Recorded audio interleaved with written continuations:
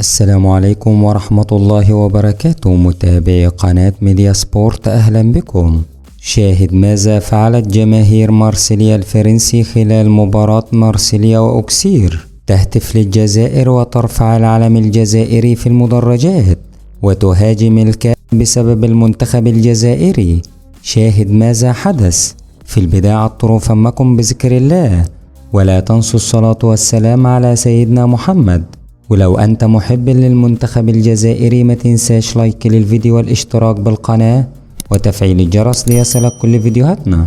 خلال مباراة مارسيليا الفرنسي وفريق أوكسير، وبعد انتهاء المباراة مباشرة هتفت جماهير فريق مارسيليا لمنتخب الجزائر ورفعت تيفو مكتوب عليه الجزائر، وهي تردد اسم الجزائر في المدرجات بشكل كبير، وهتفت بأسماء بعض اللاعبين الجزائريين بصورة قوية. وتفاعل عدد من اللاعبين مع الجماهير الفرنسية والجزائرية المتواجدة في ملعب المباراة، وهتفت الجماهير الفرنسية والجزائرية ضد الكاف، وهاجمت الاتحاد الأفريقي والتحكيم الأفريقي بسبب ما حدث للجزائر مؤخرا من ظلم تحكيمي خلال عدد من المباريات التي خاضها المنتخب الجزائري.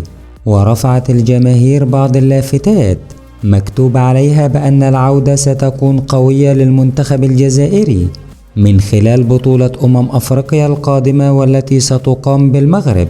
وحذرت الجماهير الجزائرية في هتافها من حدوث أي ضغط على المنتخب الجزائري سيتعرض له المنتخب الجزائري خلال أفريقيا التي ستقام بالمغرب، وأنه إذا حدث ذلك سيكون الرد قوي من الجماهير.